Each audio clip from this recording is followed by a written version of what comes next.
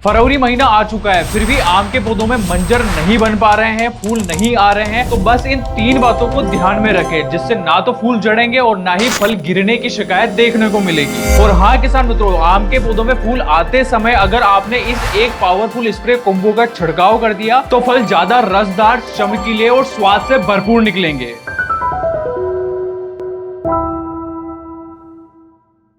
नमस्कार किसान मित्रों, स्वागत है आपका कात्यायनी ऑर्गेनिक्स के YouTube चैनल में। आज के इस खास वीडियो के अंदर हम बात करेंगे कि आम के पौधों में फूल आने से लेके फल की सेटिंग तक कौन कौन सी बातों को ध्यान में रखना चाहिए और कौन सा पावरफुल स्प्रे देना चाहिए जिससे फ्लावर सेटिंग भी अच्छे से हो, फल की क्वालिटी भी ज्यादा से ज्यादा देखने को मिले और पैदावार भी भरपूर निकल के आए। तो जल्दी से चैनल को सब्सक्राइब कर लीजिए और कमेंट बॉक्स में ये जरूर बता दीजिए कि आप आम के पौधों में फूल की अवस्था पर कौन से टॉनिक को सबसे ज्यादा उपयोग में लेते हो। किसान मित्रों, आम के पौधे अभी तक ज्यादातर किसानों के यहाँ पे 3 ही अवस्थाओं पर आ चुके हैं। पहला, फ्लावरिंग आ चुकी है या फिर मंजर जो है वो अच्छे से सेट हो रहे हैं। दूसरा, मंजर के अंदर जो फ्रूट है ना उसका आकार मटर के दाने का जैसा बन चुका है। और तीसरी जो स्टेज है वहां पर ज्यादातर अभी तक आम के बगीचे नहीं पहुंचे हैं, वो है मार्बल स्टेज। इस स्टेज पर फ्रूट का जो आकार रहता है ना वो थोड़ा बड़ा हो जाता है। और किसान मित्रों, ये जो तीनों ही अवस्था रहती है ना, आपको इन अवस्थाओं पर सबसे ज्यादा आम के पौधों पर ध्यान देना पड़ता है, क्योंकि इन अवस्थाओं पर ज्यादातर रोग भी लगते हैं। कीट यानी कि होपर की जो शिकायत है ना वो भी इसी अवस्था पर देखी जाती है और फूल झड़ने की जो समस्या है ना वो भी इसी अवस्था पर सबसे ज्यादा आती है। तो इस अवस्था पर अगर आपने ध्यान दे लिया तो आप ज्यादा से ज्यादा आम के पौधों से पैदावार भी निकाल पाओगे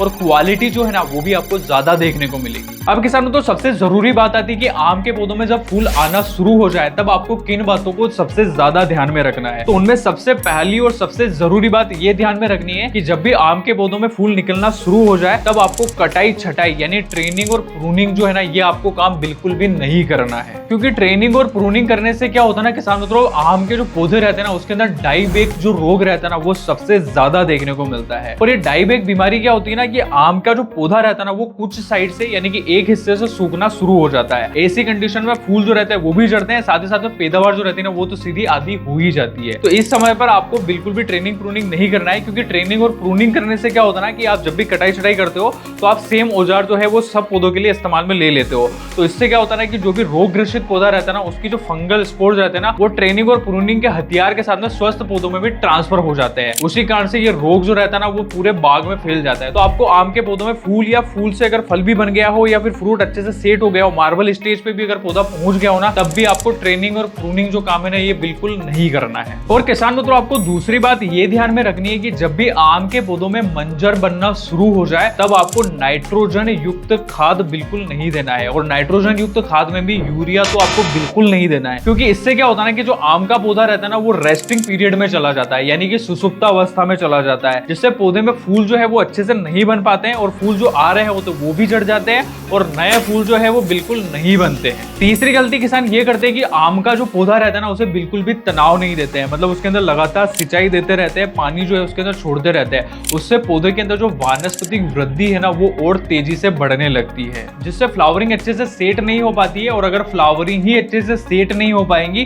तो फल जो है वो अच्छे से नहीं बनते हैं, और फल नहीं बनते तो पैदावार तो सीधे आधी हो ही जाती है। तो किसान मित्रों, वीडियो में आगे बढ़ते हुए बात करते हैं उसी पावरफुल स्प्रे कॉम्बो के बारे में। तो किसान मित्रों, इस पावरफुल स्प्रे कॉम्बो के अंदर हमने पहला प्रोडक्ट ऐसा रखा है जो आम लगाने वाला हर एक किसान इसे इस्तेमाल में लेता है। और ये प्लांट ग्रोथ रेगुलेटर आप जब भी आम के पौधों में इस्तेमाल में लेते हो ना तो ये फूलों की संख्या को बढ़ाने का भी काम करता है और क्वालिटी भी इंप्रूव करने का काम करता है। मतलब कि ये एक टॉनिक 2 तरीके से काम करता है। वही है कात्यायनी फिक्सिट, जिसमें alpha naphthalic acetic acid 4.5% SL form में पाया जाता है। और किसानों, तो ये जो फिक्सिट रहता है ना ये आम के पौधों में जो मेल फॉर्मेशन यानी कि जो गुच्छा रोग लगता है ना उसे भी कंट्रोल करने का काम करता है। आप अगर इसे आम के पौधों में गुच्छा रोग को कंट्रोल करने के लिए इस्तेमाल में लेना चाहते हो तो आपको इसे तब देना है जब आम के पौधों में फूल आ गए हो और फूल आने के 3 महीने पहले इसे इस्तेमाल में लेना है, जिससे मेल फॉर्मेशन की जो समस्या है ना वो कंट्रोल होती है और साथ ही साथ में आगे चल के जो फ्लावरिंग है वो भी आपको ज्यादा देखने को मिलती है और फ्लावर से जो फ्रूट कन्वर्ट है वो भी आपको ज्यादा देखने को मिलता है। अब किसानों, तो सबसे जरूरी बात आती है कि फिक्सिट का जो डोज है वो कितना रखना है। तो अगर आप आम के पौधों में छिड़काव करने जा रहे हैं तो आपको 4.5 लीटर पानी में इसकी 2 ml की मात्रा को उपयोग में लेना है। और इसका जो एप्लीकेशन है, इसका जो छिड़काव है आपको 2 बार करना है। पहला आपको तब करना है जब आम के पौधों के अंदर फूल जो है उसके अंदर मटर के दाने के आकार का फल बनने लग जाए, यानी कि फ्रूट कन्वर्ट जो है वो होने लग जाए। और दूसरा एप्लीकेशन आपको तब करना है जब आम का जो पौधा है उसके अंदर मंजर मार्बल स्टेज पर पहुंच जाए, यानी कि फल जो है वो थोड़ा आकार में बड़ा हो जाए, तब आपको दूसरा एप्लीकेशन करना है। इससे क्या होगा ना, जो फ्रूट ड्रॉपिंग की जो समस्या है वो भी कंट्रोल होगी, साथ ही साथ में फ्रूट की जो क्वालिटी है ना वो भी आपको ज्यादा देखने को मिलेगी। अब किसान मित्रों बात करते हैं कॉम्बो के दूसरे प्रोडक्ट के बारे में, वही है एनपीके 13045, जिसके अंदर 13% नाइट्रोजन पाई जाती है और इसमें 45% पोटाश की मात्रा होती है। इसमें फास्फोरस बिल्कुल नहीं रहता है, 0% फास्फोरस पाई जाती है। अब ये जो एनपीके ना, ये बिल्कुल न्यूट्रल एनपीके है। आप इसका फिक्सिट के साथ में आराम से कॉम्बिनेशन बना सकते हो। गोल फटने की इस प्रकार की समस्या जो है वो आपको बिल्कुल देखने को नहीं मिलेगी। अब किसान मित्रों आप ये सोच रहे होंगे कि इसके अंदर जो 13% नाइट्रोजन पाई जाती है ना, अपन नाइट्रोजन फ्लावरिंग स्टेज पर क्यों उपयोग में ले रहे हैं, क्योंकि नाइट्रोजन तो वेजिटेटिव ग्रोथ को ज्यादा बढ़ाता है। तो ऐसा नहीं है किसान मित्रों,